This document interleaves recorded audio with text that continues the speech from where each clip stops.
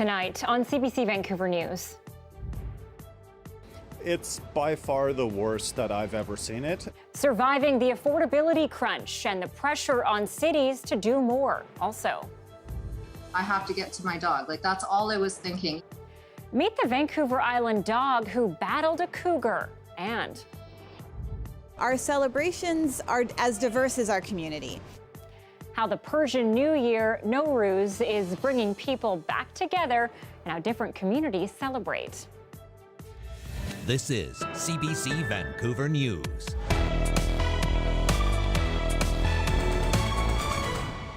Good evening and thanks for joining us. I'm Anita Bathe. Canadians moving from other provinces to BC's west coast are putting even more pressure on a limited and pricey housing market.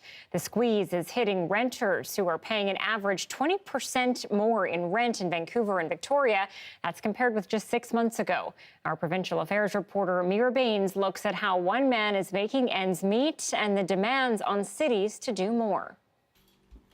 Jet Carey is just 2 weeks shy of graduating from nursing school at the University of Victoria. With a tight rental market, he has spent the last 4 years moving from between shared houses. So it's quite small, as you can see. At the time that I was living here, I pretty much only had a queen-size bed. Considering himself somewhat lucky to pay about $700 a month, he lived here for 9 months. 7 people rented rooms in the house. I haven't been on a lease in about 3 years now. The people who are on the lease, there's 4 names on the lease.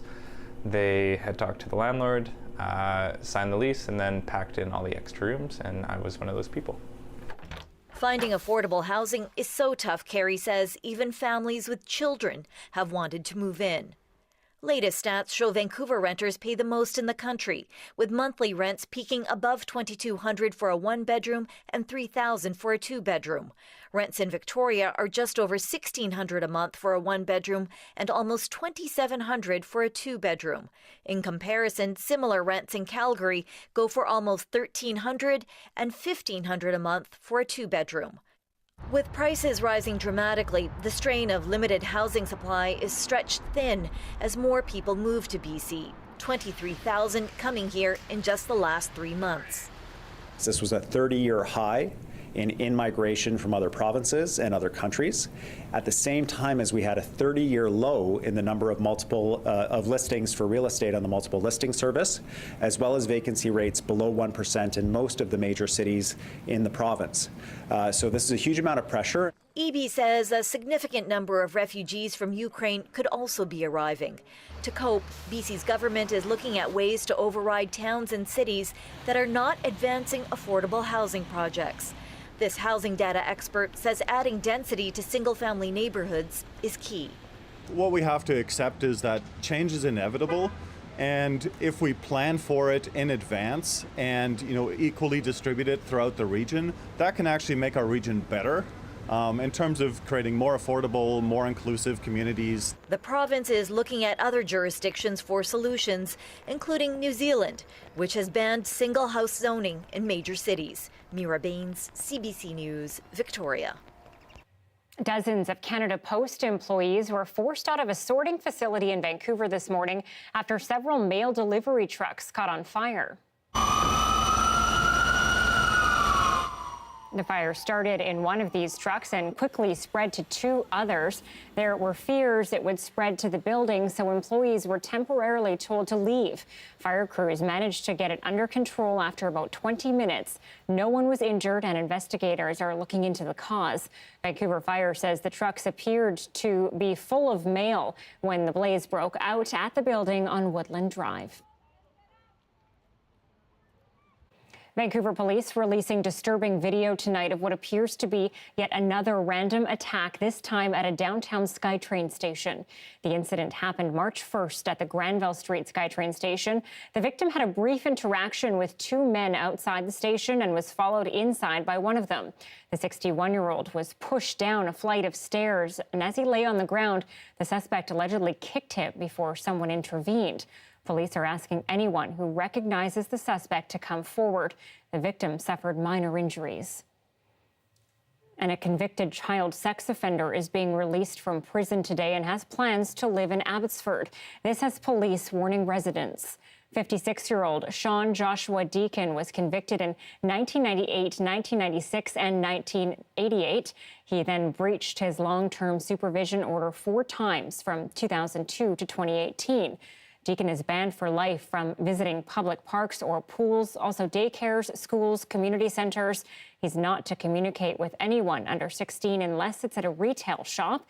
He can't own anything that would give him access to the internet, and anyone who sees Deacon violating the conditions is asked to report him. The long-awaited 8-lane toll-free replacement to the Massey Tunnel is inching ahead. The province says a team to design and build the Steveston interchange has been chosen, a key part of the improvements to Highway 99. The more than $4 billion project includes a new bus connection along Bridgeport Road and a multi-use pathway along the Oak Street Bridge. The Steveston overpass will also be reworked, going from 2 lanes to 5. Combined with the new crossing to replace the George Massey Tunnel, we will see significant improvements on traffic flow. We'll be able to manage traffic congestion, and we'll be able to make travel by transit, walking and cycling more convenient and attractive along this section of Highway 99. The province says construction is on track to start this year and is expected to last 8 years. Well, celebrities are taking sides in a BC conflict, adding their prominent voices and calling for the Royal Bank of Canada to pull its funding from fossil fuel projects, including Coastal GasLink. Mark Ruffalo, as well as being known for playing the Hulk, is a client of a U.S. bank, CNB, which is owned by RBC. I don't want my money funding this. I know people in Hollywood who signed on to this letter don't want their money funding this. And so CNB has a problem. City National Bank has a big problem, and so does RBC. As much as they speak about being champions for climate change and being champions of Indigenous rights and Indigenous people, everything that I've seen is an absolute contrary to those two claims. Ruffalo has taken a stance on environmental issues, opposing fracking and encouraging divestment from fossil fuels, and says he has read BC's climate plan. A Wet'suwet'en spokesperson for pipeline opponents says high-profile voices help their fight against Coastal GasLink. They're starting to see how personal it is. They're starting to hear the stories. And I think that they are doing their part in upholding their responsibility to being accountable for where their money is going. Elected council for the Wet'suwet'en have put their support behind the Coastal GasLink project, which runs from northeastern BC to the port at Kitimat. Well, turning to COVID-19 now, the number of hospitalizations in BC is still dropping. There are 9 fewer patients in hospital today and 3 fewer in critical care. Deaths are creeping ever closer to the 3,000 mark. 6 more people have died since yesterday, 5 of them on the island. Well, despite relaxing federal rules on travel, Dr. Theresa Tam is warning Canadians about the Omicron subvariant, BA2. She says it appears to be more transmissible than the original variant. BA.2 does not appear to be associated with more severe illness in vaccinated populations. However, it is still capable of causing severe disease among people without prior immunity, which underscores the importance of getting up to date with COVID-19 vaccines, including a booster if you're eligible. Tam called the emergence of Omicron a game changer, where the primary doses of COVID-19 vaccine were not enough to stop the variant in its tracks. She says the federal government is reviewing all its previous vaccine mandates when the science was largely based on the 2-shot regime. The country's COVID-19 policies may soon move from an emphasis onto requirements toward recommendations. While the spread of the subvariant BA2, dubbed as stealth Omicron, has been relatively slow in Canada, health officials warn that if cases increase again, hospitalizations could also go up. Well, Canadian Pacific rail trains could stop rolling across the country early Sunday morning. About 3,000 engineers, conductors, and other unionized workers have served notice they plan to go on strike. The Teamsters Union made the announcement just hours after the Calgary-based railway said it was prepared to lock out workers. There are more than 24 outstanding contract issues, including wages, benefits, and pensions. Many business groups want the federal government to step in and prevent a work stoppage. They say any disruption would hurt the economy, which is already dealing with inflation, product shortages, supply chain problems, and rising fuel costs. Well, the beginning of spring marks the Persian New Year, but depending on what community, the ancient festival of Nowruz takes on its own meaning, celebration, and even pronunciation.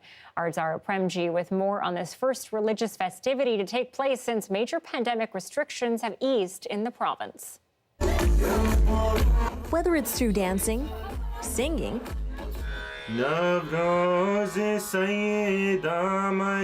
or devotional recitations, the Persian New Year marks the arrival of spring. It's basically a day where we would recommit ourselves to the principles, the ethics of our faith. Called Nowruz in Farsi, but Nowroz in Ismaili Muslim tradition, and Nowruz for the Baha'i. It's celebrated at the time of the vernal equinox, falling on March 20th or 21st, when night and day are equal length. But depending on which community you belong to and which country your family may be from, it's the same celebration, but everyone celebrates it in a completely different way. For the Persian community, there's a half sin table on which 7 specific items whose names start with the letter sin in Farsi are set out as symbols of prosperity, health, and happiness. And of course, there's fire jumping. When you jump over the fire, it takes away all your sadness. It purifies you, so that you start your next year with no sadness, with no problems, so that you start your year the right way. For Ismailis, there are Iranian Ismailis, but also Afghan Ismailis and Indian, Pakistani, and East African, and so on and so forth. So aside from prayers, contemporary celebrations and meals bring their own flavor. Often we would have parazi and mandazi because we're Tanzanian. So that's like a cardamom coconut donut and a stew of pigeon peas and coconut and cilantro. And with the Baha'i, it's similar. Depending on where you and your community members are from, the festivities may vary. Our celebrations are as diverse as our community. But the act of giving is a focal point for the day, as well as fasting for 19 days from sunrise to sunset, leading up to the special occasion. In Kitsilano, they're going to be having an outdoor party in McBride Park, and anybody who wants to come can join. They'll be making gifts for seniors in seniors' homes. And as the day approaches and the celebrations begin, the greetings may differ amongst communities. Navroz Mubarak. Happy Nowruz. But the meaning stays the same. Zara Premji, CBC News, North Vancouver. An iconic space in Richmond is celebrating a birthday today. The Steveston Martial Arts Centre celebrates 50 years of strikes, throws, and grapplings. Richmond Bureau reporter Steve Jung is now looking at the space and how it became a meeting point for the wider community.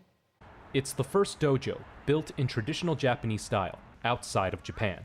And this year, 50 candles for the Steveston Martial Arts Centre's birthday cake. I'm one of the members that started in 1953. Home to the Steveston Judo, Karate, and Kendo clubs, Japanese martial arts have roots in Richmond going back more than 100 years. Jim Kojima, who's been part of the Judo Club since day one, says he feels fortunate to have trained in the building. It meant a lot of countries asked us for the drawings of this building later on. Japanese Canadians helped build the original community center in Steveston, but this building stands out. It's built in a traditional Japanese style. The building wasn't without its critics. Some Japanese Canadians initially didn't want a Japanese building. They voted against it not because of it being Japanese. They voted against it because they didn't want any repercussions of old feelings of against the Japanese from pre-war. In the end, Kojima feels the dojo was instrumental in healing from the wounds of Japanese internment. Yuki Yokosawa, who competed and won a silver medal in judo for Japan at the 2004 Olympics, teaches at the club. She's a big believer in the power of martial arts and how it instills a sense of pride and discipline in students. I want them to having fun and like making friends or help each other. And then after that, I want them to trying like challenging, like okay, this time challenging this technique. Volunteer instructors run the classes, and all the fees are put back into the center, sending students to competitions. Kojima hopes the lasting legacy of the Martial Arts Center will be one of community and giving back. And there's us, 5 of us out of 82 that have continued on for 69 years, and we're still giving back. To me, that's the secret. Steve Zhang, CBC News, Richmond. A sea lion is now at the Vancouver Aquarium for urgent care, suffering from what's believed to be a gunshot wound to the head. The Marine Mammal Rescue Center says it responded to a call of a young female sea lion lethargic and weak on Kitsilano Beach. Typically, this species of sea lion are in a group with others, but this one was solo. The team says she's currently in poor condition, and the priority is critical pain control and stabilizing. Right now, she's resting comfortably. A reminder, though, that if you see a marine mammal that you believe is in need of assistance, resist the urge to intervene and call the rescue center. A Port Hardy puppy is in recovery after being attacked by a cougar. Little Oki had to undergo brain surgery after an encounter with a big cat. He was out on a routine walk with his owner late last month and had run ahead when he was attacked. The wild animal tried to carry the 14-pound pet up a tree. I could see a cougar trying to jump up a tree with my dog, and it didn't quite compute what was happening. I couldn't understand what was going on until I finally realized that a cougar was trying to take my dog up the tree. And on his third attempt to jump up the tree, he dropped my dog.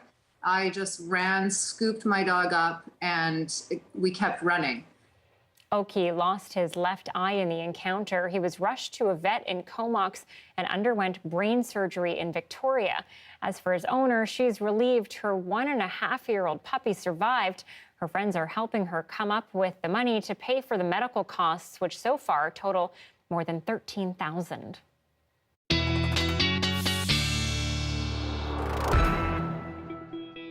We're often talking puppy stories, these poor puppies. I hope little Oki's going to be okay. I know, little Oki. Yeah, he was looking good in recovery. I know the cone is tough to get through, but such a reminder that we live, on the interface with nature. Behind me, Anita, the past few weeks, we've had a couple of coyotes and a black bear earlier this season. So, yes, our big Rodney, so far all about the bark, but staying away. We've got some weather for everyone this weekend. Rain and sun, but some cooler temperatures. I know, Anita, we were hoping for some warm ones. Those are coming in the long range. Let me start you off with the temperatures right now across Vancouver. A little bit warmer today than where we were at yesterday. 10 right now at YVR. This time yesterday, we're already down to a 6. Temperatures will be slightly below seasonal, which for afternoon highs this time of the year is up around a 12.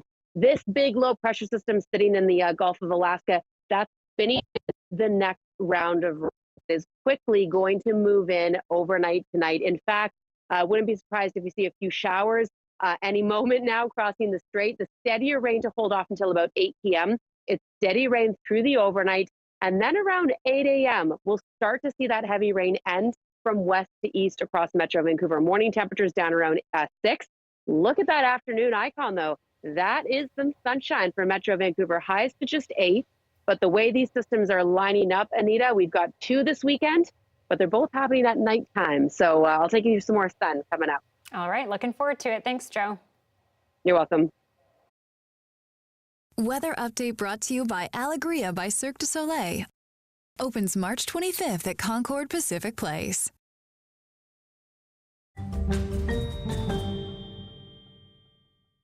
We are wrapping up the first week in the search for British Columbia's best small town. After starting with 128 communities across the province, we'll be at 64 by the end of the day. And today you can cast your ballots for towns in the north. Our municipal affairs reporter Justin McElroy joins us now, fresh off a whirlwind tour of small towns on the island and in southwest BC. Now, I typically like to bug Justin about his road trip eating habits, but Justin, you're lucky, and I'll spare the audience the details. We won't get into that today. But you do have your suitcase in tow, and I hear a new pin. Who needs vegetables? It's seashell. You got the S, you have the ocean, you have the land, you have the mountains. Beautiful town, beautiful new pin. But we're not talking about pins, we're talking about small towns, and we're talking about today the north.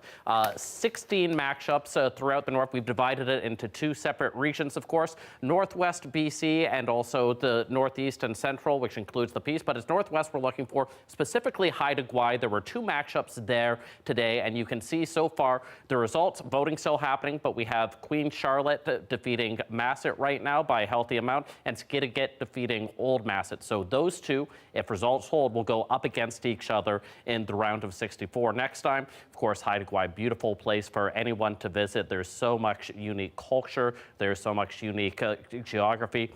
Will be fascinating to see which goes through, but of course those votes could change. People have until 10 tonight to vote. Yeah, I haven't cast my ballot yet, so I'll have to do that. So after today, we will be done the first round of voting. Second round starts Tuesday. What are we watching for? Well, we've gotten rid of a lot of the smaller towns that people might not know as much about, might have smaller populations. But next week, we have a lot of rivalry matchups. Two towns really close together, or islands in the case of Southwest BC, will determine the best Gulf island. Revelstoke versus Golden in the interior, Tofino, Ucluelet on the island. We have the Battle of the Peace, Chetwynd, Tumbler Ridge.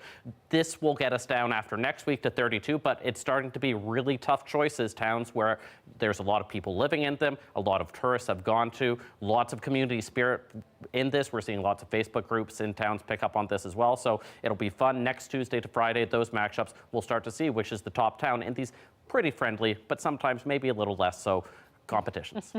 Looking forward to it. Justin McElroy, our municipal affairs reporter. Thank you. Thanks, Anita. Russia's aggressive push into Ukraine might be stalling, but while ground troops may not be moving forward, missile strikes are still hitting hard and from above. The latest violence inflicted on Ukraine next.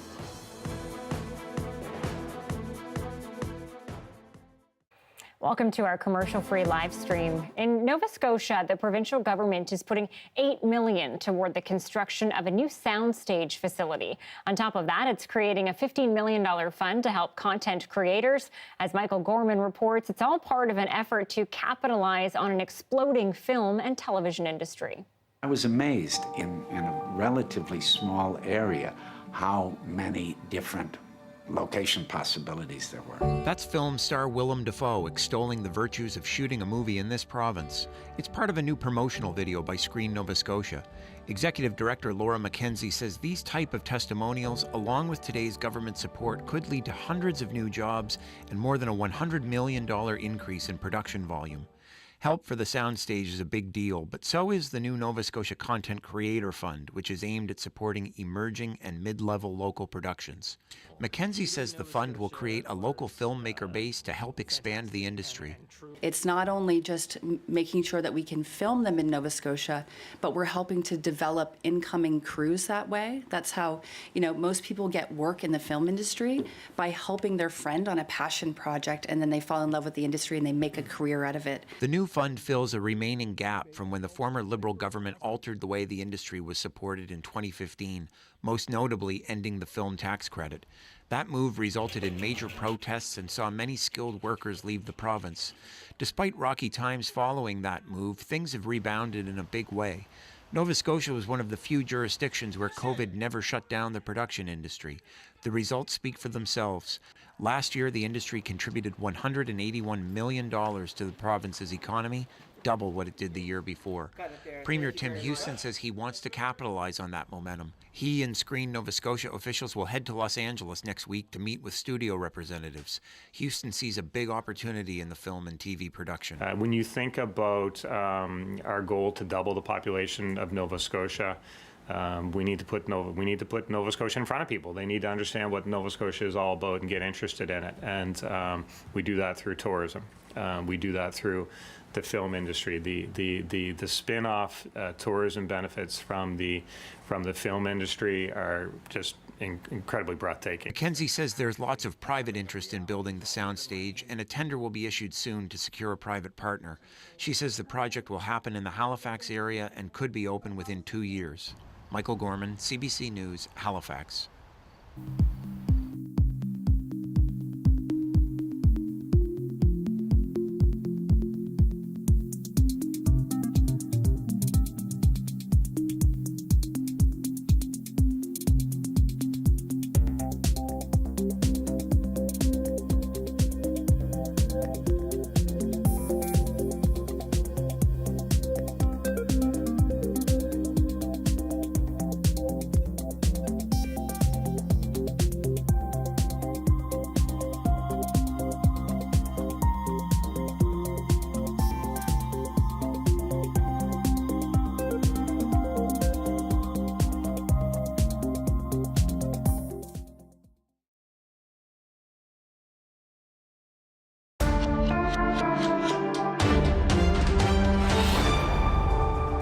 With each passing day, Russia's war on Ukraine appears more stalled, even as the violent campaign against Ukrainian civilians ramps up. Tens of thousands continue to flee cities under siege by land and air. The level of destruction is hard to imagine. In an address on Facebook, Ukraine's president said the time has come for meaningful peace talks. He says it's the only way for Moscow to limit any further damage. For his part, Vladimir Putin is ramping up the propaganda war. At a rally today, he vowed that the Kremlin's mission would be accomplished. Meanwhile, people in Ukraine are experiencing the brunt of Putin's force. People in the western city of Lviv woke up to sounds of explosions, with Russian missiles striking just outside the city. It's been spared the worst of the war so far, but as Chris Brown explains, there are fears that could change. The sun was just rising when a volley of Russian cruise missiles, likely fired from a ship far away in the Black Sea, struck an aircraft repair facility in Lviv. It was the closest hit to a city that's now a hub for war refugees, humanitarian aid, and likely Western weapons shipments. Putin for me equals Hitler, said the mayor Andrei Sadovyi, and I think what Hitler got awaits Putin. Look, we've seen missiles now hit in your community a couple of times this week. How worried should people here be? We were really worried on the first day, but now everyone understands that this is a war. Many of the city's historical treasures are now sealed up, but if or when the Russian bombs come, no one knows if that will be enough to save them. Of more immediate concern are cities such as Mariupol, where they're still pulling people, mostly women and children, from the basement beneath a theater that Russia bombed on Wednesday. President Vladimir Zelensky said Friday morning 130 people were freed, but Russian attacks have made it difficult to help hundreds more who remain trapped. The capital, Kyiv, gets hit from the air multiple times a night. Vladimir Klitschko, the champion boxer and brother of the mayor, implored Western countries to do more as Russia destroys Ukraine's cities. Life is getting lost. Not just the infrastructure, life is getting lost. Mariupol, Kharkiv, Kherson, Bucha, Gostomel, we can count endlessly. In a powerful statement, child strollers and car seats were set up in Lviv's Market Square to represent the children killed in the past 23 days of Russia's war against Ukraine. This couple, who fled from Bucha outside of Kyiv, found it too hard to look at. We have an even worse memorial where we come from, he said, the destroyed homes and houses of our community, even our own. On the battlefield, the situation has changed little in the past week, with Russian forces nearing Kyiv but not moving in on it. Instead of advancing its troops, now Russia appears to be focused on destroying civilian targets, decimating homes, and grinding down Ukrainian morale. Chris Brown, CBC News, Lviv, Ukraine. Today marks 8 years since Russia's takeover of Crimea from Ukraine. Every year, Russian communities commemorate what the Kremlin calls its reunification with the peninsula. Briar Stewart is in Latvia tonight and spent her day tracking how Russia marked the anniversary. In Moscow, tens of thousands joined in for carefully choreographed patriotism. They packed a soccer stadium and crowds outside surrounded it. It was a made-for-state TV spectacular, and the letter Z was everywhere. It's marked on every Russian vehicle in Ukraine and has come to symbolize support for what's happening there. Namely, to liberate the people from this genocide of these sufferings, President Putin said in a rare public speech. But Russians watching at home didn't get to see the whole thing. State TV abruptly cut away mid-sentence, a mere technical glitch, the Kremlin later said. 200 kilometers to the east, in the community of Vladimir, a smaller gathering, but very much the same messaging. The Ukrainian people have to be liberated. My friend, a soldier, died there, this man says. They still haven't brought back his body. This is what is needed, this woman adds. It's the right decision of our president. But away from all of the flags and military symbols, a different perspective. And I'm sorry about that war here, but we can't call it war. But it is, I think. It is. The government is trying to control the narrative through language and images. Our CBC crew asked for permission to film at this event west of Moscow, and organizers said no because Canada is, quote, an unfriendly country. So instead, a freelance Russian cameraman gathered these images. Youth lined up, pledging support to their country, and the whole crowd forming the letter Z, making it clear just who and what they support. That's the CBC's Briar Stewart reporting in Latvia tonight. In contrast, there are people all over Ukraine helping in all kinds of ways. And as Margaret Evans shows us, while they're out of the spotlight, they're still in the fight. Willpower, forged in the belly of a secret warehouse in the Ukrainian city of Ivano-Frankivsk, one of the western Ukrainian centers seeking to aid regions further east being systematically laid to waste by Russia.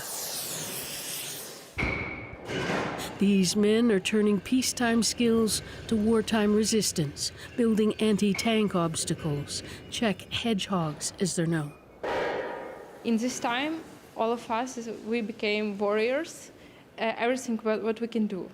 Renata Nalisnik is part of an initiative uniting local authorities and civil society under the banner of Save Ukraine Now. They do everything from sourcing medicine and ammunition for soldiers to sheltering refugees. They know the drums of war are sounding ever closer, even here. In the one moment we realized that there is no safety anymore anywhere.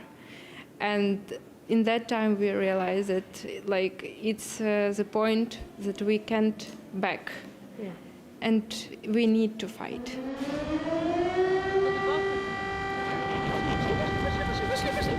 Air raid sirens sound in the city often. So far, Ivano-Frankivsk has been struck twice, its airport both times, a reminder of the Kremlin's long reach.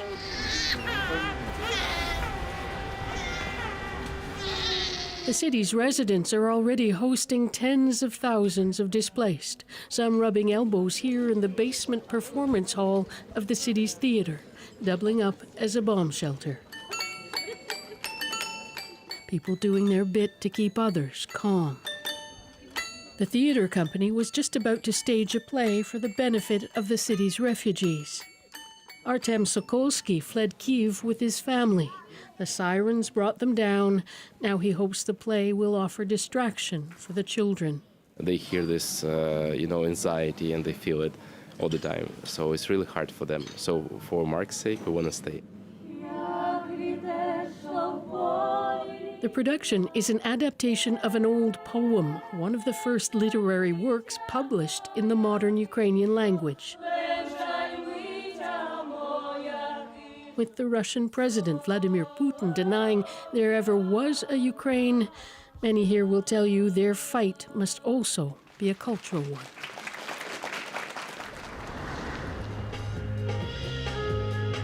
An apartment in another city, Chernivtsi, further south. 6 people sharing 2 rooms, most fleeing the shelling of Kharkiv in the east.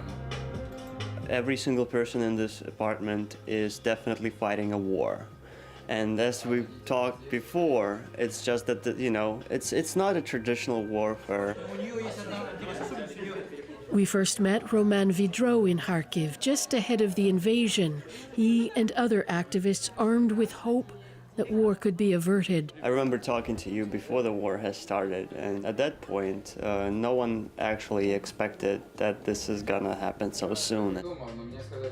That doesn't mean they've given up, each taking to the internet in different ways to counter Russian propaganda. This is something you actually see right here in this apartment, and that you could see in dozens and hundreds of other apartments at the moment, where people are just doing whatever they can to fight back.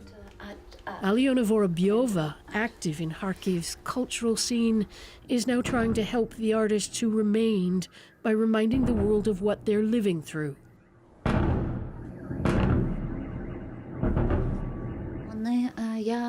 I asked them to film themselves for a few seconds, she says, because I know I can't ask them to film someone else in such circumstances, or to sing. Gleb Naumenko studied computer science at UBC. He says the group of friends has raised $158,000 for humanitarian aid.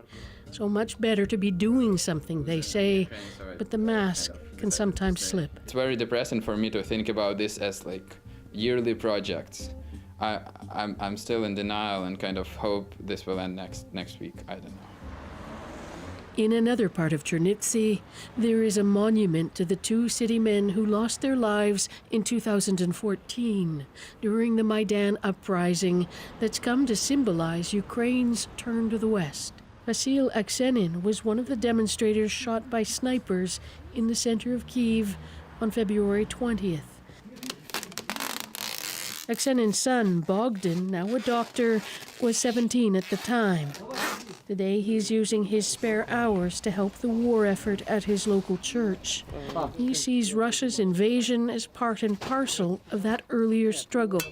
But it wasn't as simple, he says, as East versus West. He went on Maidan because it was not for Europe. It was for our freedom. And that, many will tell you, has become the glue holding the spirit of the Ukrainian people in place when faced with such overwhelming odds, in regions already taken or under fire, but also in the towns and cities mobilizing in the West to offer up every ounce of assistance and resistance. Margaret Evans, CBC News, Western Ukraine. Are you driving less? Maybe taking public transit more? Well, if you're cutting corners to save on gas money, you're not alone. But for those in rural areas, there aren't as many options. We hear from one family making tough decisions next.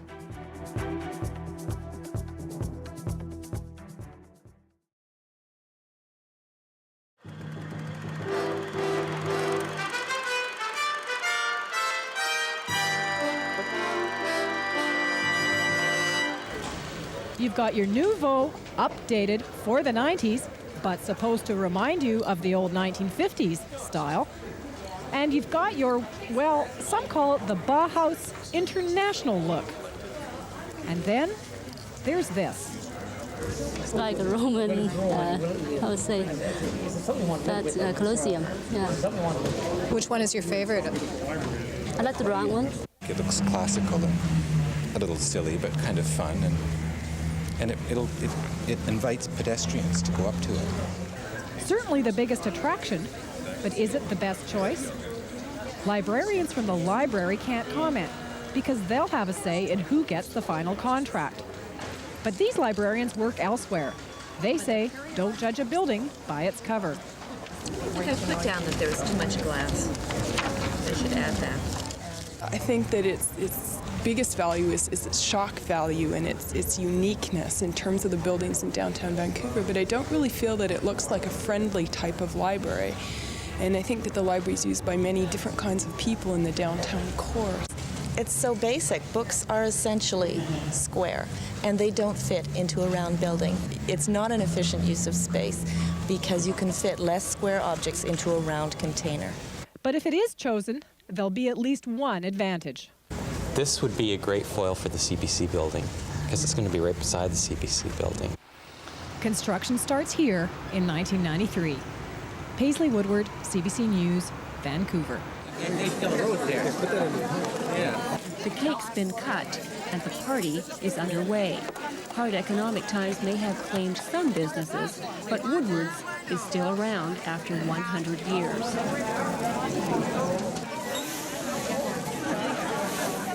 The first Woodward's department store opened on the corner of Main and Georgia. The year was 1892. Charles Woodward left Ontario that year to make a new start in the West. It paid off. In 1902, the store moved to Hastings and Abbott. It wasn't long before Woodward's became known for its 25-cent day sales. Later, it was 88-cent day, and that was followed by $1.49 day. And there have been other changes. The Woodward family no longer owns the company. Current management has plans for a new flagship store in the downtown area at a new location. Quite honestly, this store has served this company well for many years, but today is not a traditional department store and does not really, from either a reality point of view or an image point of view, serve Woodward's well. I'll be quite honest, I thought I was back at work. And it was, you know, you meet so many people you work with all these years, and to see them again, it was really great. Camille Baines, CBC News, Vancouver.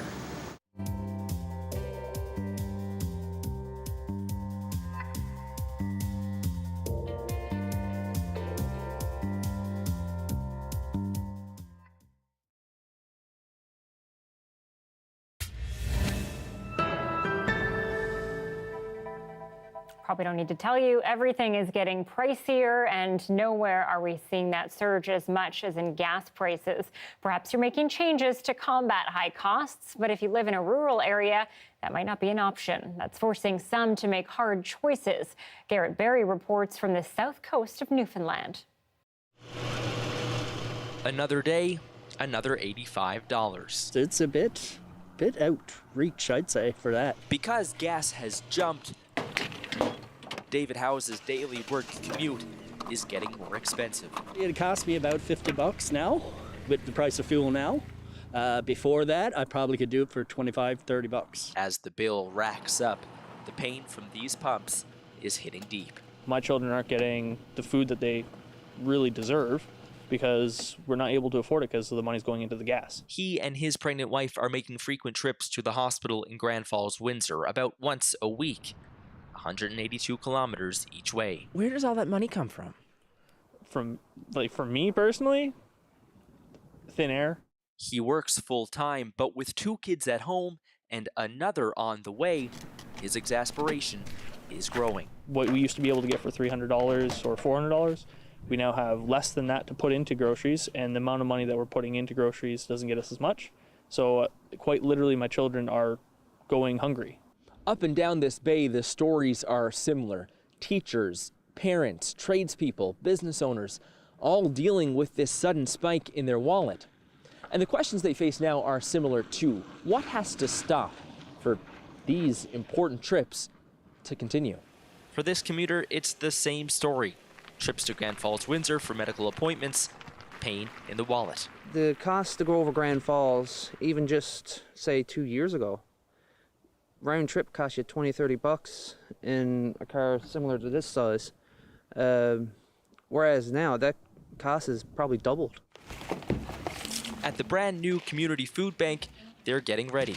We're expecting to have an influx of clients come out of the increase in the gasoline prices. It's a road that King and his family are expecting to walk. It's looking very much on the horizon that we will need to go to a food bank, and how long those food banks are going to last with food, if everybody's starting to feel this way, it's going to be pretty tough. And for others, the choices are getting harder. Medical care especially, the concerning piece is that people are having to choose whether or not they can afford to go to appointments. While prices will fluctuate for many in this community, the math just doesn't add up. Their options are few and far between. Garrett Berry, CBC News in Bay d'Espoir. Well, you've got to put it all somewhere. After Manitoba's record year of snowfall, we show you where it all ends up. And at 6:43, a live look tonight at Gordon's Beach in Souk. Beautiful evening. Bit of a break on the rain this Friday evening, but don't ditch your rain gear just yet. Johanna has your weekend forecast coming up.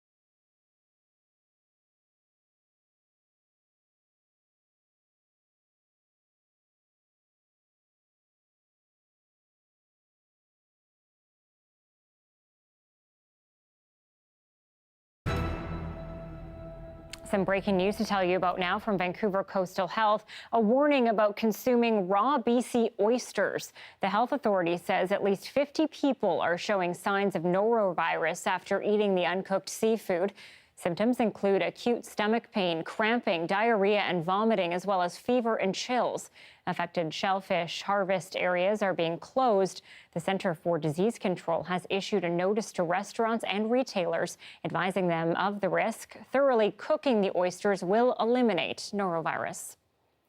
Okay, with another Canadian winter drawing to a close, many can't wait to pack away their snow blowers and shovels. So sit back and appreciate something you didn't have to clear. Our CBC drone crew got an up but not too close look at how massive the snow depot just north of Winnipeg is. This is just one of 4 sites where the city dumps all the snow it removes from the streets. This winter saw more than 1.5 million cubic meters of it taken away. That's enough to fill 640 Olympic-sized swimming pools. City officials estimate it will be well past August before all of this snow melts away. That's just in time for the next one, as the joke goes. Meteorologist Johanna Wagstaffe That is how joins the us. joke goes. Yeah, that is a heck of a lot of snow. I don't think I've ever seen anything like it. Neither have I. I knew they took it north of the city, but I've actually never seen those piles of snow. It really helps before I give you the weekend and long range forecast. Just kind of put everything into perspective. I think now I don't have any snow in the forecast, nothing like that, but it is a little cool and definitely a few more rounds of showers for us. But as I take you to the satellite and radar, I just want to mention that I just took a look at the BC River Forecast Center, and they've updated their snowpack outlook. As of yesterday, most of the snowpacks across BC running well above average. It's just Vancouver Island and the Okanagan slightly below average. But with that kind of a snowpack that we've really recovered thanks to the recent storm train we've been under, there is a heightened risk for the spring freshet. So I'll be watching that closely. Okay, we're seeing rain move across to Bowen, Gambier, Sunshine Coast right now. That will fill in for Metro Vancouver in the next couple of hours. So here's starting around the midnight hour, taking you through to 5, 6, 7 a.m., all steady rain. And then look at that 9 a.m. We start to see that rain end from west to east, as I mentioned earlier. Now, I've got to keep the risk for a few scattered showers in through the day, but I do think we'll see some good sunny breaks. And the next round of heavy rain not moving in until Sunday night. But this round of rain that we've got coming in tomorrow, still bringing a good 40 millimeters, especially to the North Shore and the Tri-Cities. Seeing those showers work their way across to the interior for tomorrow, and that's starting off as flurries. Prince George, Williams Lake, Cranbrook. You'll see flurries to start, changing over to rain in the afternoon, and there's a risk of a thunderstorm for Cranbrook. Blue skies up towards the Peace, and Prince Rupert, look for a risk of freezing rain in the morning before warming up. So there's that latest Alaska low pushing that moisture in, and we've got a few more to get through in the next couple of days. So again, the weekend sunshine, smack dab in the middle of the weekend. It'll be bookended by rain. Sunday is the first official day of spring. Monday is a washout. That rain will continue through to Tuesday morning. At this point, it'll be a dramatic clear out Tuesday afternoon. And then look at that stretch, Anita. Finally getting some temperatures where we can break out the jean and leather jackets. The window here in Vancouver is very small. Oh, the leather jackets. That's very specific. I like it. Very, yes. Well, you know what my plan is for next Tuesday. Okay, thanks, Joe. You're welcome. It's a widespread problem in Metro Vancouver. Thieves stealing catalytic converters. Actually, it just happened to my neighbor the other day. Now, police, insurance companies, and car makers are struggling to solve the problem. The devices are part of a car's exhaust system and help clean emissions. Now, there's risk in stealing them, but thieves are cashing in if they pull it off. Here's why. The precious metals that are within the catalytic converters are extremely valuable and relatively easy to get for a determined criminal. Say that an average catalytic converter is roughly $2,000 to replace. Extrapolate the number of thefts that are being reported across the country, we're into the millions of dollars. If we look at the actual theft of it, that is definitely a crime of opportunity. People going around looking for a vehicle they can go under, and with a Sawzall, 30 seconds is the longest we've seen it take for one to be removed. Catalytic converters contain precious metals. They contain platinum, palladium, and rhodium. Those are all metals that are specifically used to break down the pollutants. Right now, gold is about $2,000 an ounce. Platinum is about $1,100 an ounce. Palladium is about $3,100 an ounce. And rhodium is about $21,000 an ounce. So significant value in those precious metals. And that's really what's driving these thefts. Once that's removed, they'll then take it to a third party who is then able to then transfer that to a legal recycler. The people stealing get very little from it. The person in the middle gets a lot.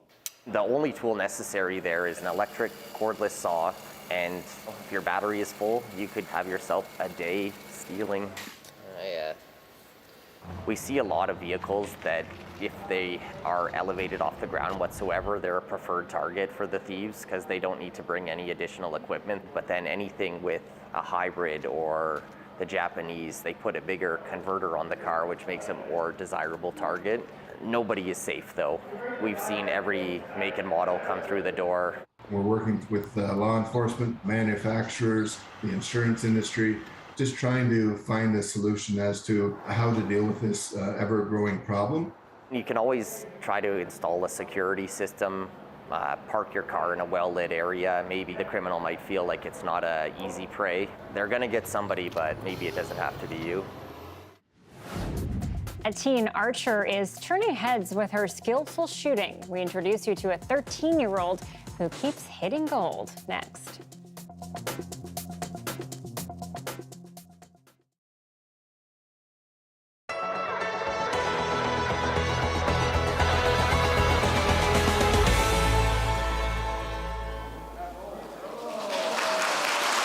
This moment has been a long time in the making.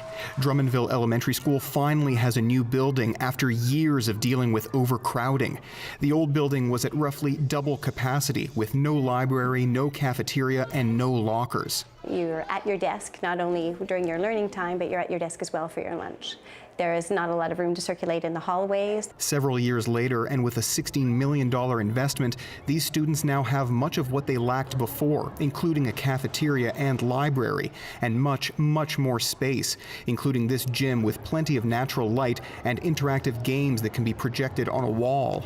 The first time we came, Miss Napier and myself, we cried, to see, the gym for us was the big wow. The need for more space was pressing for Drummondville's only English public school, where enrollment has roughly tripled in the last 20 years. Every region, even the most francophone region, always has a pocket of English population within it, and usually the center of the community is going to be that English school. Even with all this new space, the new building is already close to capacity.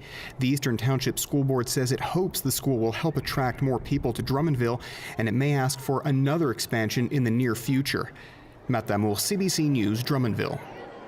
We've had a lot of skaters already this week, and I think it's only going to grow over the coming weeks.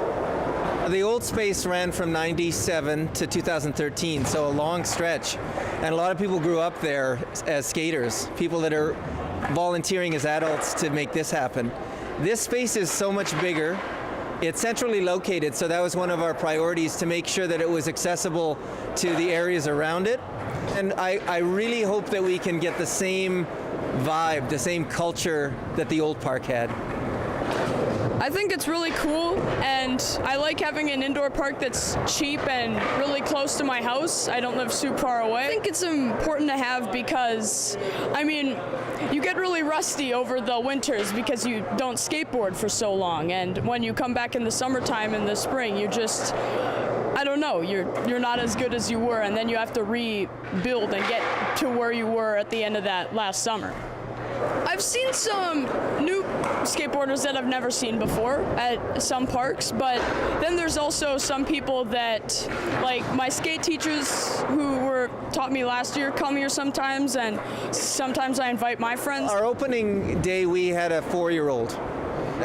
We had a 55-year-old skating in here on Monday. So really, it's quite an age range.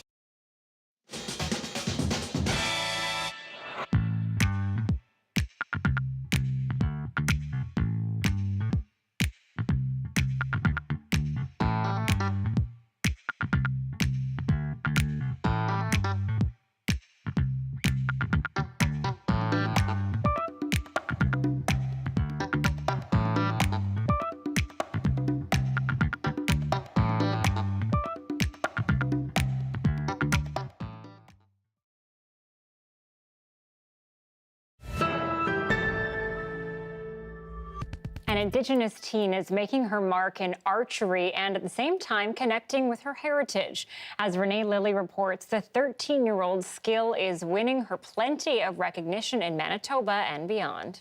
This is where you hold your bow. Wasaya Monroe Soldier is a member of Swan Lake First Nation, but she lives in Winnipeg. She first picked up a bow at the age of 10.